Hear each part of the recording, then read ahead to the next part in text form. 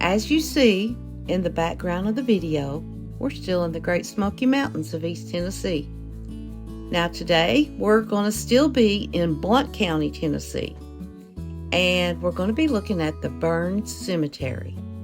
So get ready to look for ancestors, and let's get started.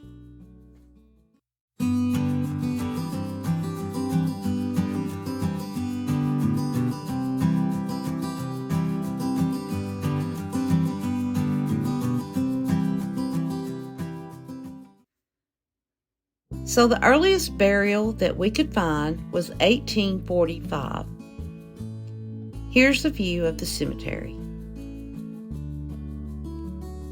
Now, as the map shows, as usual, the cemetery is located off of Highway 321 between Wares Valley and Townsend, Tennessee. This cemetery has a total of only 197 people buried in it. So, for the sake of time, as usual, we will be looking at those who died before 1950. And as always, we'll not forget a veteran if we can help it. So the first one we have here is Nancy Ann Dunn Abbott, 1857 to 1884, along with her husband, Pleasant A. Whitfield Abbott. They called him Whit, 1852 to 1910. Next we have Annis Rebecca Abbott Adams, 1868 to 1932, and her husband Giles Parman Adams, 1879 to 1953. There's Levi Steps Adams, 1848 to 1899, and his wife Sidney Melinda Dunn Adams, 1851 to 1909. And then we've got Margaret Hester Hedrick Adams, and they called her Hetty, 1869 to 1942. Her husband William Levi Adams, 1871 to 1949. And William was a pastor, but we don't know the church he pastored. So if anybody knows that, please let us know. Moving along, we got Rebecca J. McFall Adams, 1877 to 1918, and her husband, Washington Hillard Adams, they called him Hill, 1871 to 1923. There's W.L. Adams, 1880 to 1920. Harriet Elizabeth Rose Brewer, 1872 to 1942. Mary Catherine Patty Brewer, 1895 to 1933, and her husband, Walter Ernest, known as Walt Brewer, 1887 to 1947. Now this picture shows that Mary is with her parents and baby brother, and we're guessing it looks like the picture was taken a little bit after 1900s, possibly. Don't know, but it's pretty cool. And now we have Aaron B. Burns, 1857 to 1915. And look at the headstone of the gates of heaven opening, welcoming him home. I see this one a lot, and I like it. It's a very nice depiction. Now we have Allie Freshour Burns, 1865 to 1904, and her husband, James Burns, 1859 to 1932. And we have a photo of her original headstone. Then there's Johnson Adam Burns, 1852 to 1932, along with his wife, Susan James Tipton Burns, 1850 to 1936.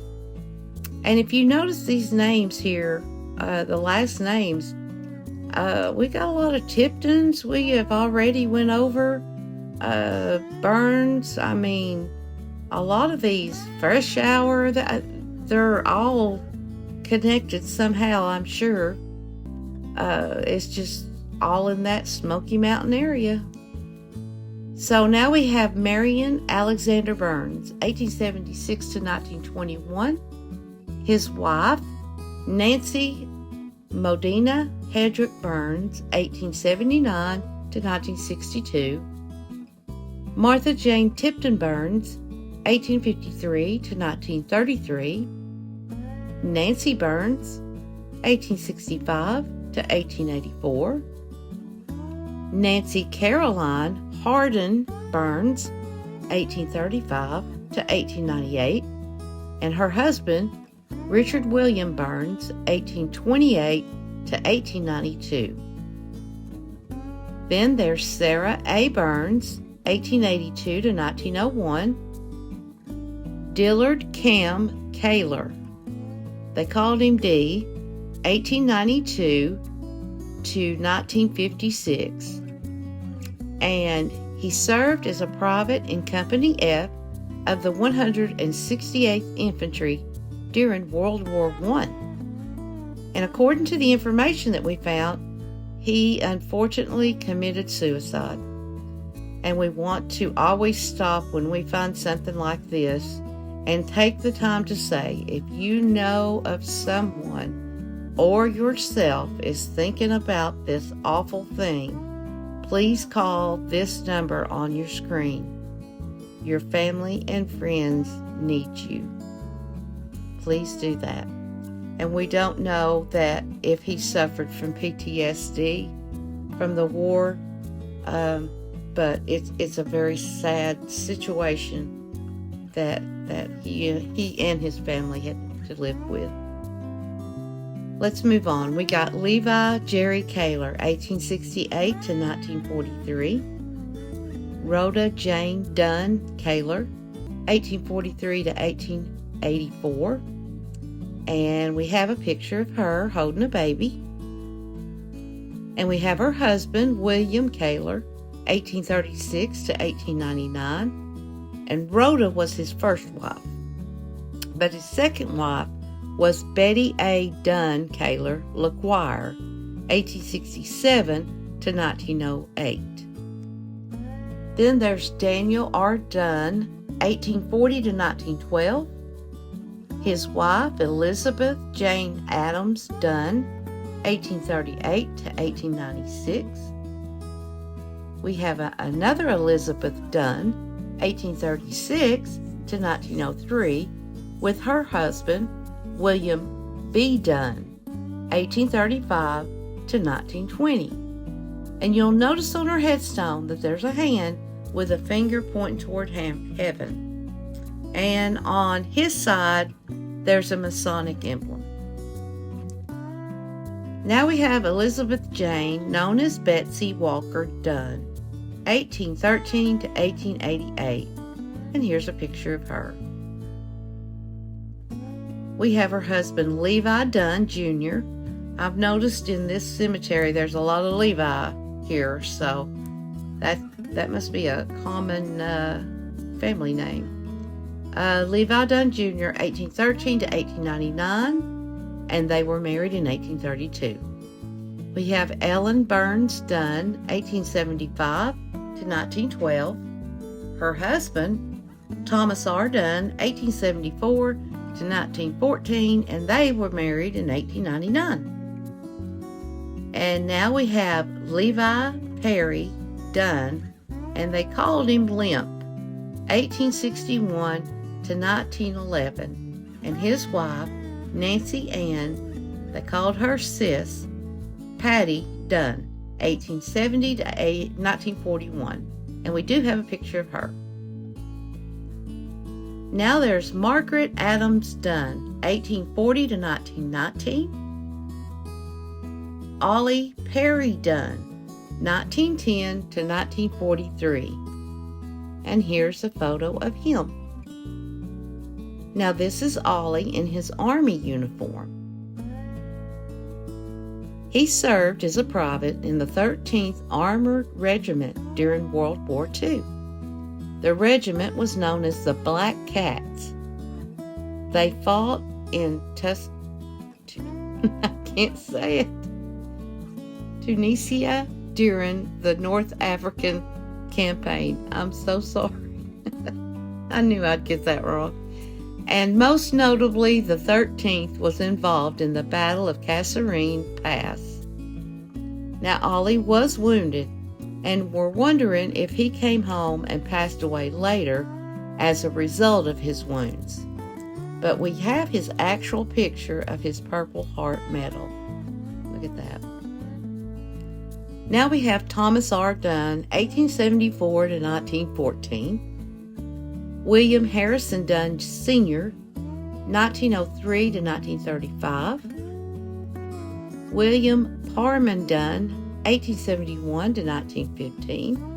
And according to what we found, William was accidentally killed as a result of being struck by debris from a dynamite blast, fracturing his skull. So we don't know what he was doing around dynamite, but that's sad. Next is Eliza Burns Fizell, 1867 to 1944, and her husband, James A. Fizell, 1866 to 1927. Martin Luther Harris, 1826 to 1888. And look at the headstone carving. It depicts the hand holding the Holy Bible. I just love the carvings on the cemeteries. That's just awesome. Now we have Adam Hedrick, 1903 to 1923.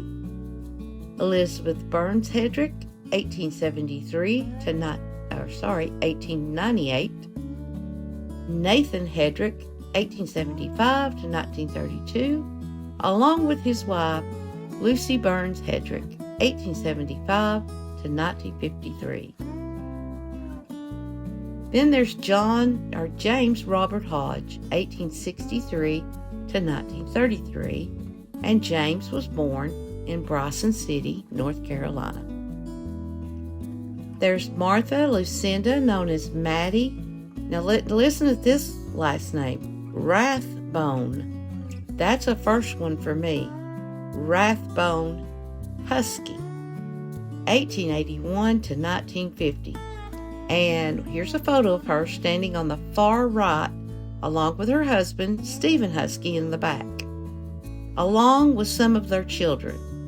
Now, Stephen is buried in Miller's Cove Cemetery in Blount County. But here's their cabin, which is still standing in 2009 when this picture was taken. We have Mary C. Law, 1884 to 1923. Ralph A. Mayton, 1900 to 1946, with his wife Mary Elizabeth Dunn Mayton, 1894 to 1976. And here's a picture of her. We got Lydia A. Walker Myers, 1871 to 1930, and her husband Noah Webster Myers, 1867 to 1902. There's Hester Alice Dunn Patty, 1906 to 1990, with her husband James Porter Patty, 1907 to 1956. And we included Hester and James in this video because the two pictures that we found of them, and this one of them could have been on their wedding day. And this picture of him and his mom, Betty Henry Patty. I like that. Now we have James Logan Patty, 1869 to 1941. His wife, Susan Marie Dunn Patty, 1865 to 1945. We have Joshua Drury Patty, 1865 to 1950, and his wife, Nancy Jane Dunn Patty, 1863 to 1949. And here's a photo of him. And a picture of her. We do know that Joshua was a pastor, but also we don't know which church he pastored. And now we have Mary Cordelia Dunn Patty, 1877 to 1957, and her husband, Robert Daniel Patty, 1874 to 1940. And we do have a picture of Robert. Oh, here's this name again. Harold A. Rathbone, 1923 to 1945. I need to see where that derived from. Rathbone. It almost sounds like an Indian name, but I could be wrong. Or American, I don't know, early American. It's just odd to me. But Harold served as a private and was assigned to the 1922nd Ordnance of Ammunition Aviation Group, Company A in the U.S. Army Corps during World War II. But he died at sea. That's odd. It didn't say he was buried at sea. He just died at sea, so I assume they brought his body home. And we have Mary Elizabeth Rudd Rathbone, 1894 to 1937. Clarence Oscar Sutton, 1893 to 1936. And we have his father, Joseph Sutton, 1868 to 1899. We have Elizabeth Kaler Walker, 1836 and 1898, and her husband, Tyree, known as P.W. Walker, 1833 to 1881. Now we have Elizabeth, known as Betsy, Culbertson, Culbertson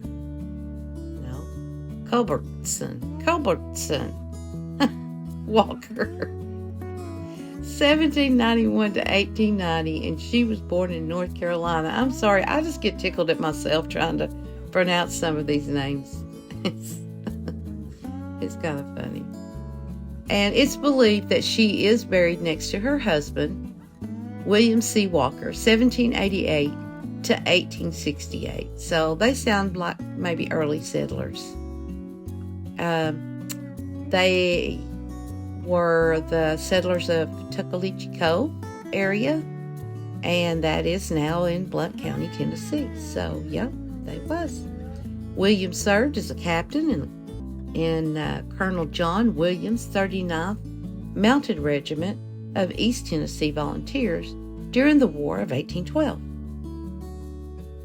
Next, we have Joseph P. Walker, 1869 to 1950, and his wife, Lydia Clementine Dunn Walker, 1874 to 1949. And here's another Tyree, Houston Walker, 1864 to 1885.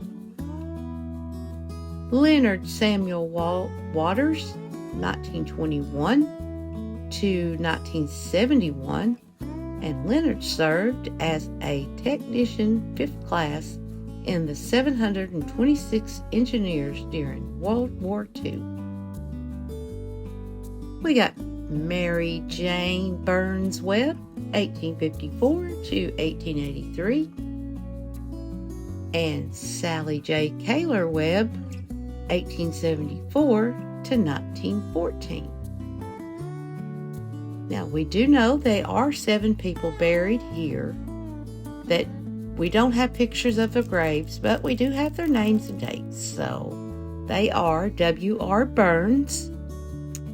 We don't have a birth date, but we know he passed in 1886.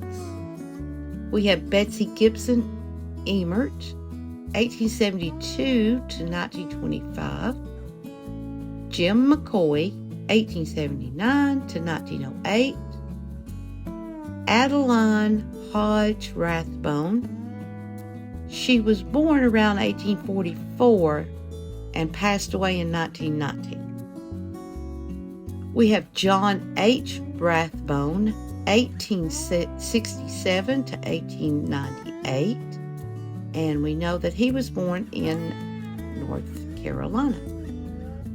We have William Cretan Rathbone, and he was born in about 1834 and died around 1910. And he too was also from North Carolina.